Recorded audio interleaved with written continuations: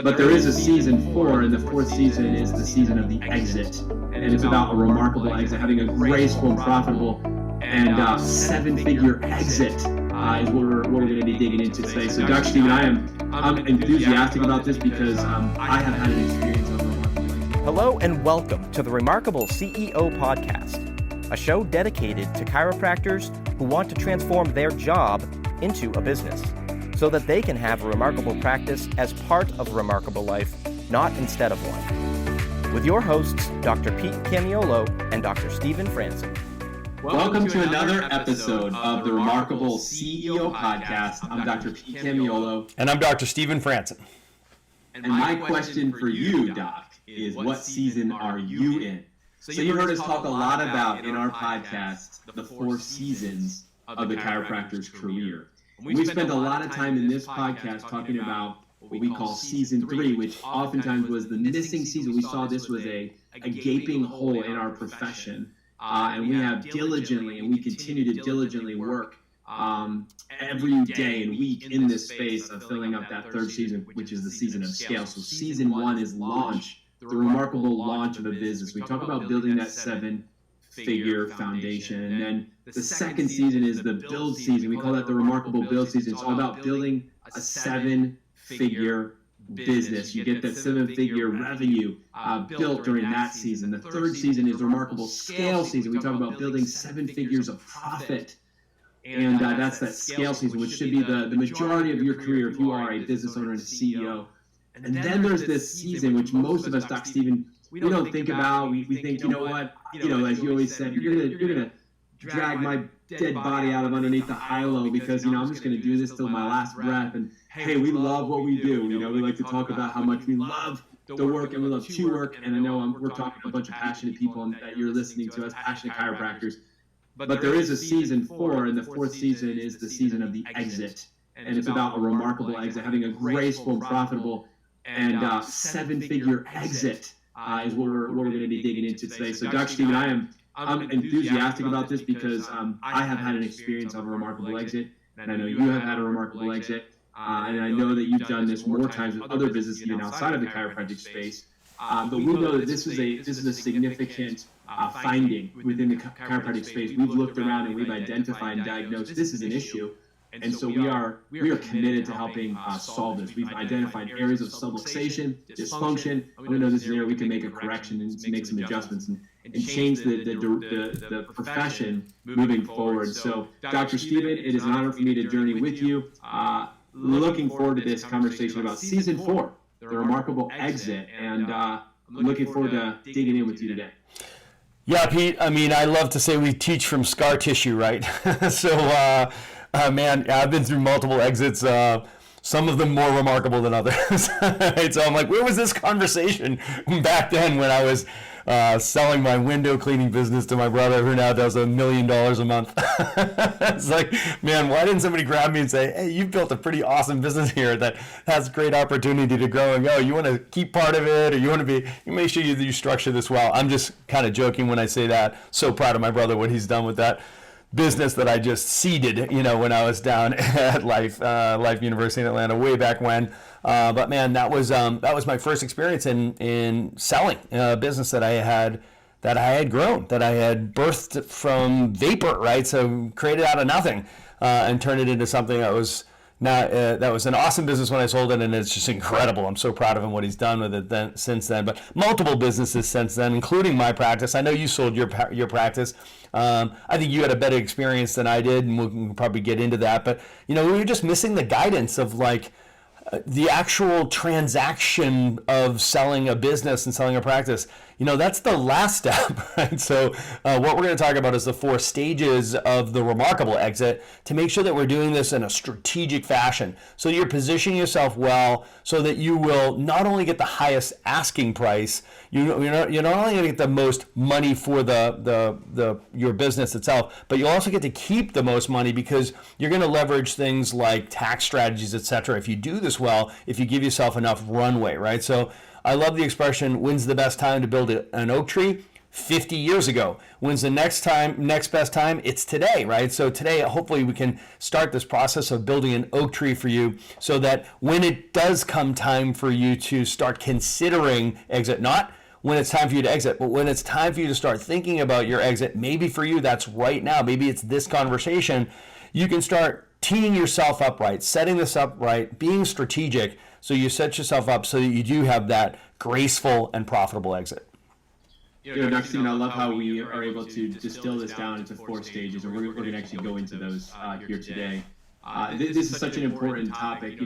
Stephen Covey, said something I think we've all embraced fully, which is beginning with the end in mind. I think it's a really great word of wisdom, a proverb that we've all heard, but it's just so powerful, and I believe that that is the essence really of this conversation today. So no matter where you find yourself, because I know some of you are listening to this podcast are what you might consider far from the season of exit, and that's great. Don't tune out. Listen in, actually, because again, this goes back to beginning with the end in mind. It's you talk about as a CEO, you think in 3 frames of time. Are you thinking now, which is what's important now? We think in next, so let's say over the next 12 months, and then we think in ultimately, which we usually say is the next 3 years. So take a 3-year view of your business, but ultimately it could also be a look at your career.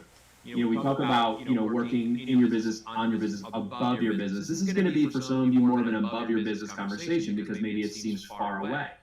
But then there's maybe others of you who are listening who says, well, I'm actually moving more rapidly towards that season. I'm actually considering that. I'm actually, I'm in that stage of I'm really actually thinking about this a lot more. And I see this in the next maybe potentially 3 to 5 years, definitely within the next decade, this is going to happen. And then there's some of you who are listening, it's like we are on the threshold. Like it's either happening or it's about to. Yeah, it's imminent. Where you find yourself, tune in, lean in, listen up, and let's dig in, Doc. So let's go through it. So we're going to go through the 4 stages. And I love it. So let's first talk about what are the stages, and then we'll get into the content within like what's going to happen within each stage. So start there. Let's start with stage 1, 2, 3, and 4, and then we'll come back and we'll get into each stage. Yeah. Okay. So just a couple of disclaimers first. So I'm not an attorney.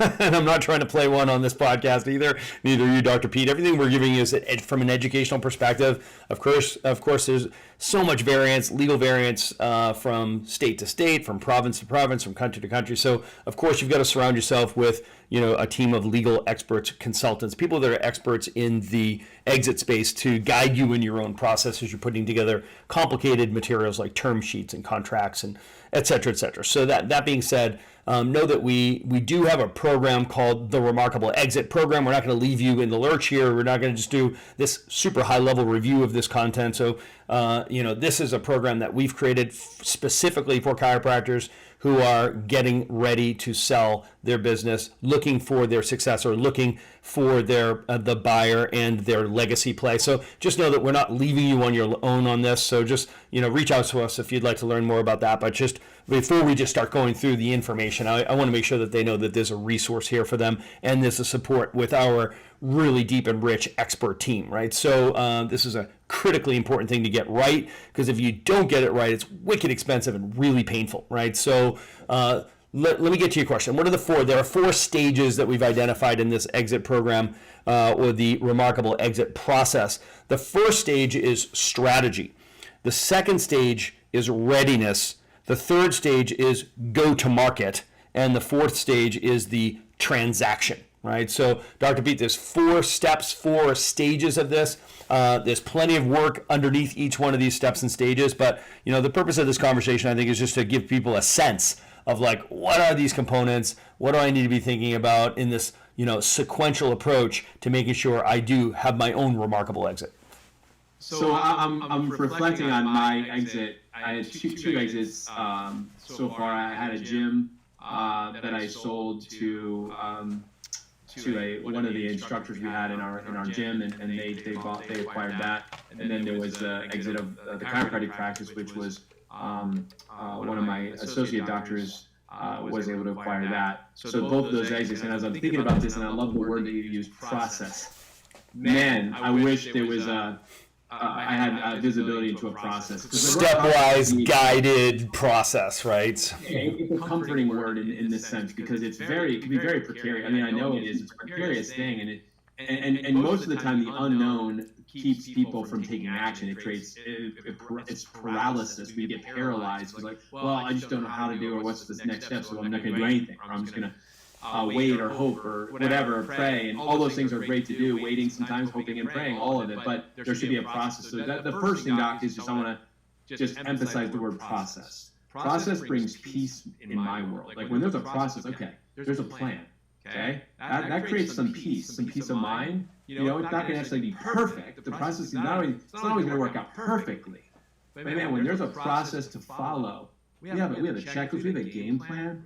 There's a flow sheet. You know what? That's a big deal. So the first thing I'm going to say to all of you is there's a process for this, and that's a big deal. That's actually incredibly helpful. So when it comes to the time that's the right time for you, recognize there's a process, there's support, and there's a plan. There's a way to do this really, really well. So Dr. Steven, let's go to stage one. So stage one of the process you talked about, and we're going to dig into that now. So let's go stage one, and there's multiple parts to this one. So the first stage is strategy, right? So you've got to put together that plan that you're referring to, right? So we call it an exit roadmap. This is the sequential, stepwise approach to, okay, so I've got to do this first, get this ready first, then do this, and then do that.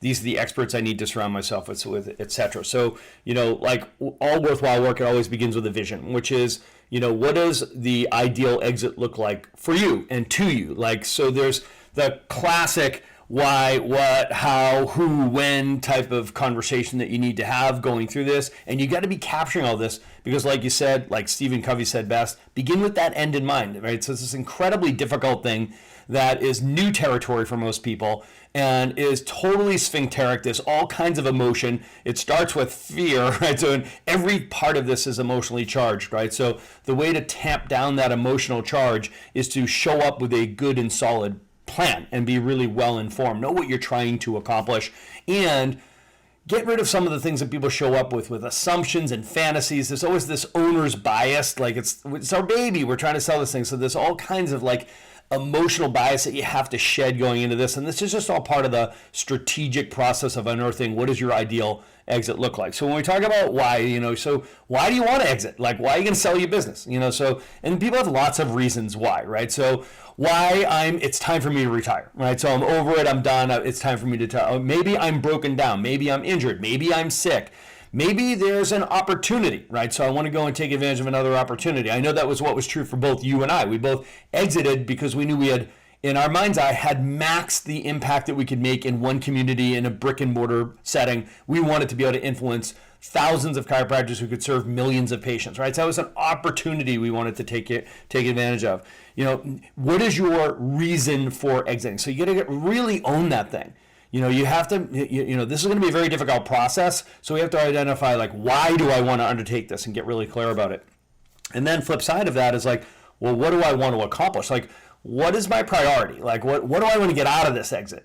So, and people have lots of different reasons for this, right? So, or I should say different wants coming out of this, right? So for some people, it's like, I just want to get as much money as possible, right? So I'm looking for somebody who will pay the highest price, right? So, or maybe it's like, I just want to get it done as quickly and as painlessly as possible. It's like speed. I'll give up price and even the person if I can get it done fast. Or maybe you're like I was, which was, I got to get the right person in here. It's a legacy play, and there's no way I can just put a for sale sign up on my business and let somebody come in and buy this practice and take care. These are my people, right? These are my team, or to have you. So for me, it was totally a legacy play. So for me, it was the who, which was really critically important. And that was, my priority. Ask yourself, like, I want the money. I want it to be fast and painless, but my priority was the person that was going to take it over. That's a critically important framing to get right before you start this process, because then you start talking about how. How am I going to exit?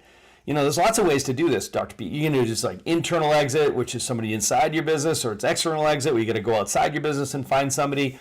If it's an external exit, is it a Main Street exit or is it a Wall Street exit, right? So is it a Main Street exit? Is it doctor selling to doctor? Is it a Wall Street opportunity where you're like, hey, there's a private equity group that's doing corporate roll-ups and I want to get involved in that. And there's some sexy new opportunities out there now that didn't exist 5, 6, 7 years ago, right? So there's all kinds of opportunity out here. And like I said, it's critically important that we go into this exploring all these opportunities so that we can craft the plan that's going to let us, lead us down the path that's going to get us the best outcomes based on what we're trying to accomplish, right? Then it's when.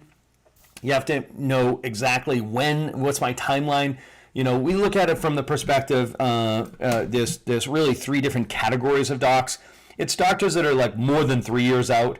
And these are really the strategic players that are like, man, I understand that, it has everything to do with creating more value in the business. Asset value is what matters, right? So I want to build a business that people will compete to buy. How do I do that, right? So how do I take this job and turn it into a business?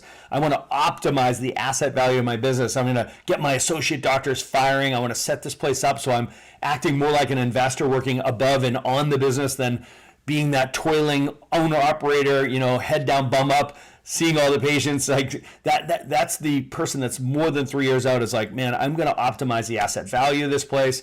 Then there's the person that's somewhere between a year and 3 years out from wanting to exit. That's pretty much what we would consider like the ideal window, right? Because it gives you enough time to leverage some of the corporate strategies, corporate structure strategies that are in place, and tax strategies. So again, you're optimizing asking price, and more importantly, you're using tax strategies so you can keep as much of the profit in your pocket. That's wicked important.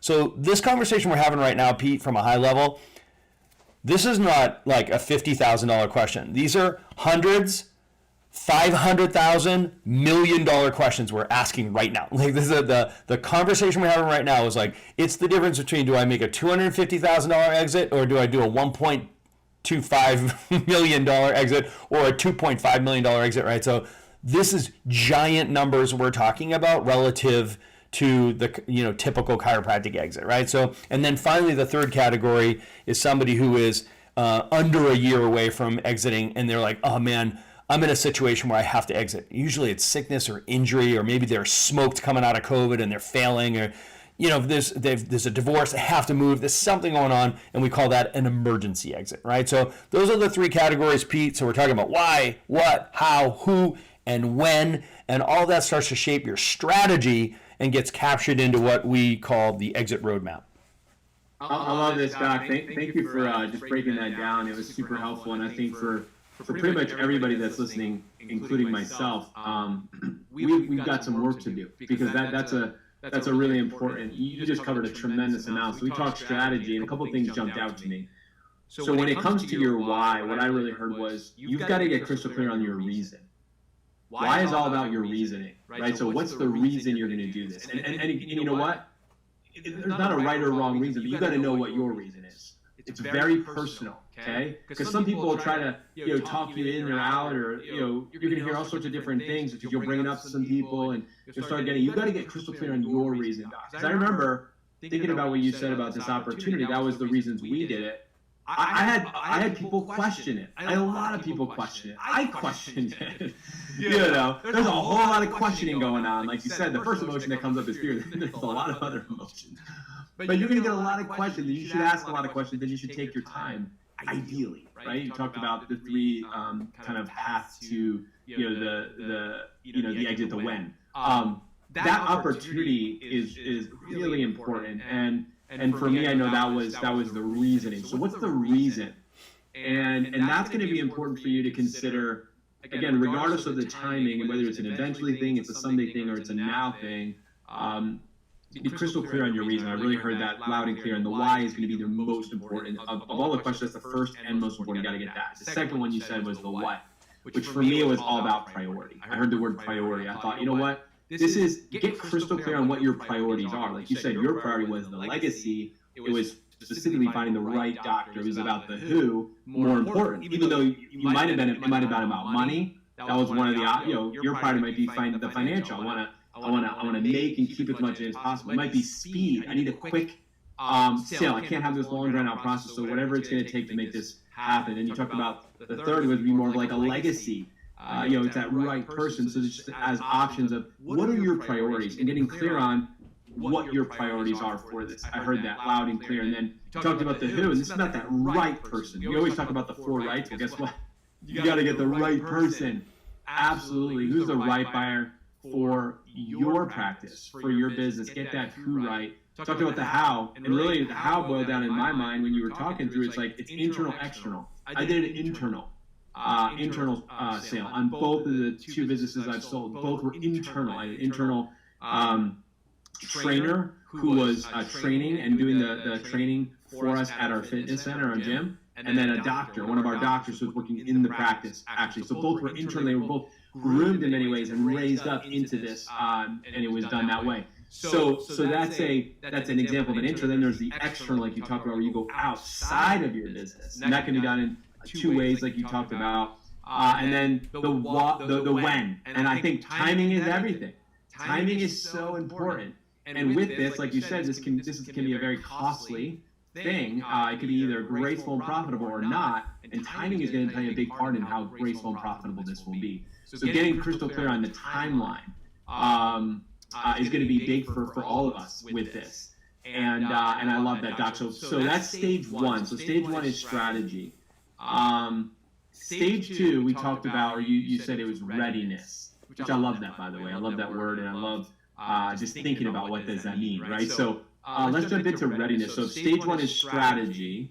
Then stage 2 is readiness. Let's unpack that, Doc. Yeah, it's like a slip and check, right? So it's like, let's check your degree of readiness, right? So, and there's a couple of things that need to be ready, right? And it's the thing that's not ready that'll kick your ass in this situation, right? So, you want to make sure that you're scrutinizing is like, what are all the moving parts involved in this situation? And by the way, all of them are emotionally charged. So, you want to make sure that, number one, first and foremost, you're ready. Like what you just said, Dr. Pete, was, were we ready? Because both of us, from an outsider's perspective, we both build practices, they're 1,000-week practices plus, right? So, and you built your practice like I did. We created and collected ideal patients, right? So, we had 75% of our patients on auto debit, EFT, just every week coming in to get checked. Every month their credit card was paying for their wellness care. I mean, we're talking about patients who have been there 5, 10, 15 and more years. It's like, it was someone's to screw up, right? And it was mine to screw up. Yeah. So, and I'm sure yours felt the same way. It's like, yeah, it was humming and going and growing. And it was just like, okay, so people are like, are you out of your mind? Like, why are you getting rid of this practice? And I really wish I had us, back in the day, because what I probably would have ended up doing would be what we call the Golden Goose program, which is the no exit, right? So keep it for a while, run it like a CEO, let it spit off cash for the next 5 years, increase asset value, and then sell it. It's like, that's a story for a different day. But, my personal readiness was unquestioned, personally, internally, because I spent 3 years in the maintain game. We spent the first 9 years, 10 years of the practice just growing like crazy. And then it was like starting to peak off, and then we're up over 1,000 a week, and I rang the bell, and I was like, okay, what now? What next? Always feeling like trying to get 10 pounds of shit in a 5-pound bag every shift, every day. And it was just like, after a while, I'm like, I was feeling the 4 walls, right? So it's like, I don't know how much more I can expand. What are we going to start adjusting on Sundays? I'm not doing it, right? So it's like, ultimately for me, it was no question. I have a lot of rubber on the tires. I want to go make a bigger impact. That's what I covet, is impact and influence in chiropractic, or impact on the world through chiropractic and influence in chiropractic. So the answer for me was obvious. I had already fallen in love with coaching and developing great chiropractors, through our 39 associates that we had. I knew that was my calling. That was God's appointment for me. And that was next. So I knew. There was no question. So internally, I was ready. It was still wicked hard. Yeah. There were tears, man. Those were my people. And I still, to this day, I see them in church. People that have been like, patients for 20 years, they're still there, still getting checked, still getting adjusted, which is awesome. And the chiropractic couple that we sold the practice to is standing right next to us at church. So it's just so awesome to see this like closed loop, right? This beautiful cycle. But it was wicked hard. And if I were not ready, like fully ready, it would have broke my heart. Right? So you got to make sure, first and foremost, you're ready. Then you got to make sure the practice is ready. Okay, so let's call from a super high level. It's your systems, your processes, your procedures. Okay, it's attraction, conversion, retention systems, your team building systems, your financial systems. You got to make sure that the practice is ready, that it's actually a business, not a job. Because frankly, nobody wants to buy your job, right? So you got to make sure that that practice is ready for somebody else to come over and take over and have it go and grow, right? So is the practice ready for sale? And that speaks to the quality of the business, right? So, and then finally, it's the business side of it. So you heard me say practice, and now I'll say business, because we both know those are two different things. It's my experience that most chiropractors, they don't stay awake at night worrying about their practice. What keeps them up at night, Pete, is they worry about their business. Okay, so ultimately, is your business ready, right? So is your financial house in order? Okay, so from a structural perspective, are you running a profitable business, right? So can you prove that, right? Do you have the financial record keeping and meeting rhythms that create the visibility that will be required in due diligence? And is your culture meeting rhythms that create accountability? Like, if Stephen Franson, if I showed up and went to buy Pete Camiola's practice, I'd be scrutinizing that business. I'd be like, give me 3 years worth of your financials. I want to go through these books. I want to know exactly what I'm buying, right? So what's your level of readiness when it comes to defending the value or the valuation of your business? Good, Doc. This is so good.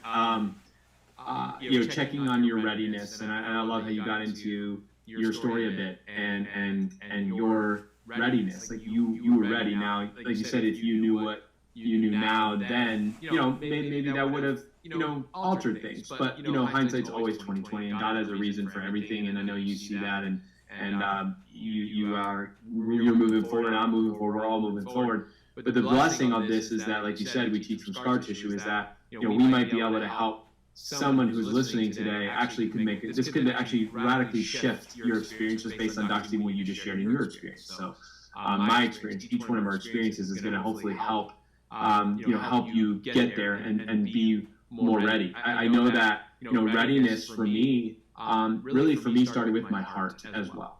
I remember presenting to my staff at one of our annual board meetings, and I said, and I've always been like, my faith has always been very important to me, and I've always been very upfront about it with patients as well as with my team. And I said, I know that this practice isn't mine. I said, it's God's practice. It's I've always felt that way, like I work for Him.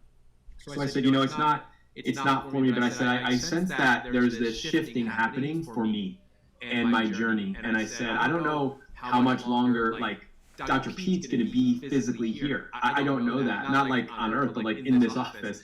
And I remember sharing that with my team probably 2 to 3 years before it all ended up happening. But I had a sense, and that wasn't the focus of the meeting. Actually, we were getting deep into KPIs and focus on our goals and all of that. But when I was sharing my heart, which I did regularly, that was where I went. I said, this has been on my heart. I just want to share this with you guys because I don't want you to.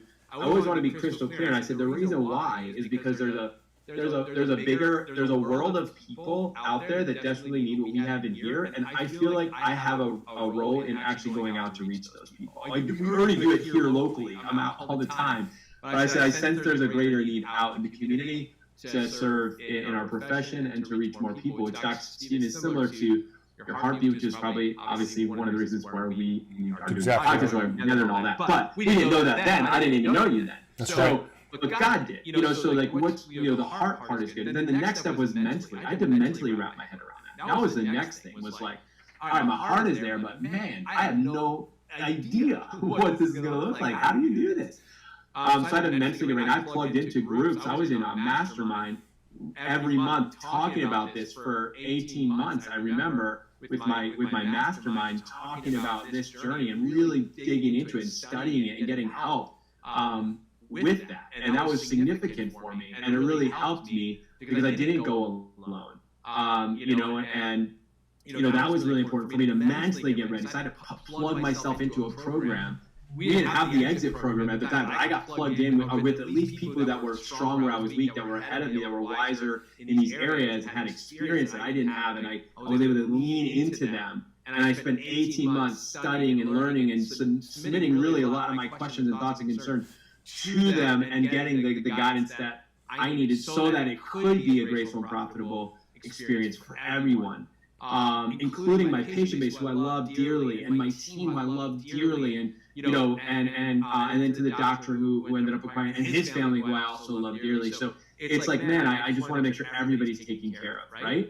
And I'd immensely get there, and then financially, like you talked about, is getting to that place where we were in a financial place where we could do it. That's a different conversation for a different podcast.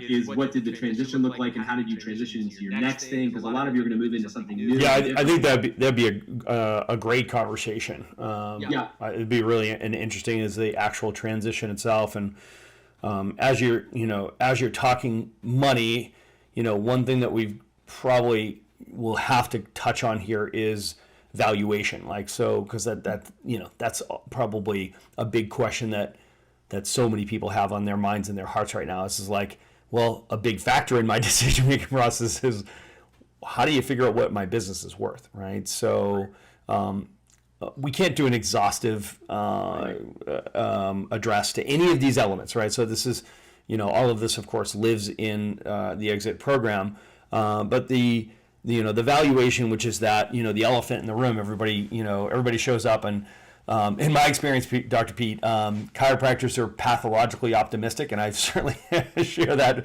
pathology, right? So, and we have this owner's bias, and frankly,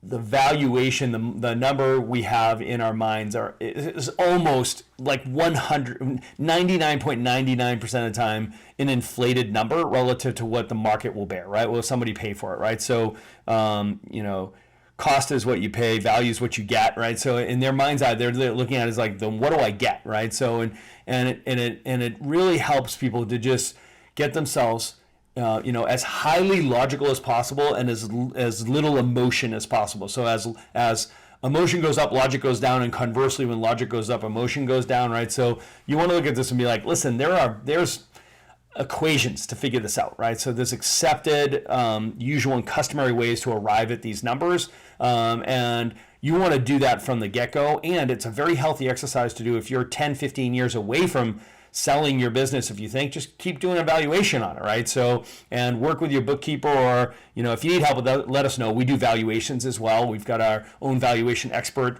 inside of the Remarkable Practice. But in a nutshell, there's really two general approaches to this, depending on whether you're an owner-operator company or you're a professionally managed company.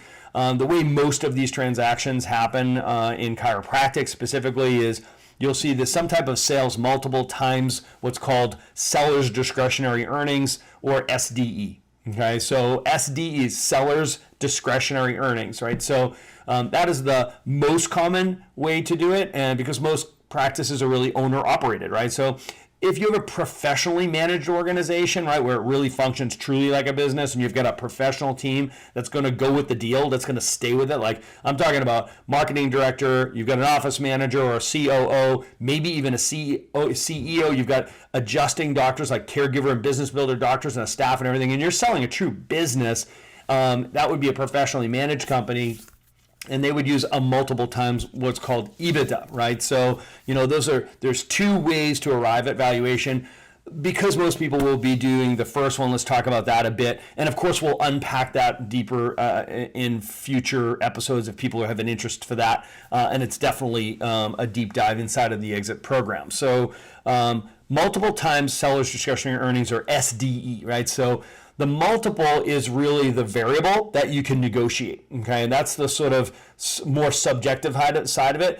The seller's discretionary earnings is 100% objective, right? So we're not going to have a tax conversation here, but we're going to refer to bookkeeping, right? So when you look at your books, so your just seller's discretionary earnings are essentially what is the real profit that this business pays you as the owner, okay? So the net margin, if you will. So what you're looking at is you've got the owner's salary, whatever the business pays you. You own the business and the business pays you, right? So your salary plus whatever distributions you're taking, whether those are monthly, quarterly, or annual, most do it quarterly, plus whatever ad backs you have from whatever legitimate things you're running through the business, right? So, when you pay for your business trips or your seminars or your car or your cell phone or your health insurance or, whatever you do, those are all ad backs. If you have questions around ad backs, talk to your bookkeeper and say, hey, I really want to be able to do a valuation on my business.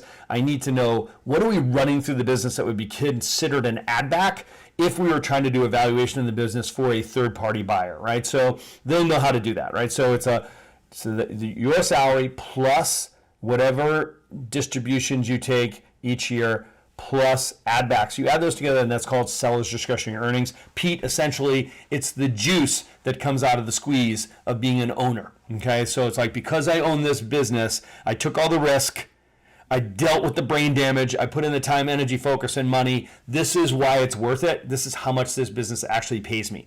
That's SDE, that number, okay? It's a bookkeeping exercise, okay? The negotiable component of this is the multiplier, okay? So the sales multiple there's a usual and customary sales multiple for every industry. It's usually a range. Chiropractic, recently it's been anywhere from, let's say, 0.75 to 3.5, right? So for a Main Street chiropractor selling to a chiropractor, right? So now what makes the difference between like a 1 times seller's discretionary earnings, or SDE, or 3 times SDE? Ultimately, it comes down to a few factors, but categorically, we just consider them quality of the business, quality of the revenue, and potential strategic sale happening there. It's going to drive the multiple one way or the other. Dr. Pete, we're talking about hundreds of thousands of dollars one way or the other. The multiple really matters. Quality of the business, quality of the revenue, potentially a strategic play, times SDE, seller's discretionary earnings. So good, Doc. This is great, and you guys are getting a crash course in this. So, Doc, I'd love to go full circle on this, and I don't think I need to dig in deeper to what you did. I think a lot of people are like, okay, wow. Yeah, we just went to school, so hopefully you took a bunch of notes. This is great. I'd like to wrap with stage 3 and stage 4. I know we're not going to go deep into this. Let's just at least kind of touch on stage 3. So we said So again, recap. Stage 1 is strategy. Okay. Talked about that, answering the questions: why, what, who, how, when. Got into that. Number 2, we talked about readiness. We've just gone through the readiness. This is, are you ready? Number 1. Number 2 is the practice ready. And then number 3 is the business ready. We talked about that. Now we talk about stage 3. So stage 3 is go to market, and then Doc, stage 4 is the transaction. So let's at least touch. Yeah, on this. we'll just touch on them real quick. So go to market, just think of it as like selling a house, right? So you go to market, right? So you take the business and you go to market. So if it's an internal sale, it's almost a non-conversation. You're not really going to market. You're going internally to an internal buyer. Externally, you got to go to the marketplace.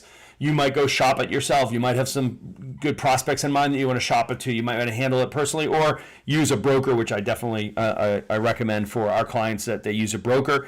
And this is where they're marketing on your behalf. Of course, there's other places where you can market it yourself, right? So there's sale boards for practices. Using multiple resources on the web to sell your business, sell your practice. There's lots of ways to do that, to go to market, where you've prepared this package to be sold to the marketplace. And then the 4th step is the actual sale process, right? So this is the transaction, right? This is the papers going back and forth. You've arrived at term sheet, you've got the contracts, you're signing papers, you're passing checks. This is when you bring in your professional team of experts, so exit experts, consultants, coaches, and of course your attorneys, right? So your legal team, right? So Dr. Pete, 4 steps, 4 stages: strategy, readiness, go to market, transaction. It's all about making a remarkable exit, which means in our world that you make a graceful and profitable exit. Hey doc, let's face it, 95% of your problems are people problems. Can't find A players, can't keep A players, don't know how to leverage your team, create expectations and agreements, or hold people accountable in order to optimize your team. Doc, what would happen to your practice if you were finally able to get the right people in the right seats, doing the right work the right way? For most chiropractors, it would change everything. You'd increase your capacity to see more people. You'd make a bigger impact and a bigger income. You'd be able to delegate and scale your business. Or maybe you need to get your associate doctor relationship dialed in. That would mean you getting your time freedom back. You could get a handle on your schedule, maybe even become a CEO. If this is what you want your 2023 to sound like, make sure that you join us for the remarkable team building immersion in Dallas, Texas, February 4th and 5th, or in Brisbane, Australia, February 24th and 25th. Man, I'm psyched to be back in Australia. Doc, bring your team with you. Get everyone on the same page. They'll be back in your office on Monday with more clarity, accountability, and purpose than ever before.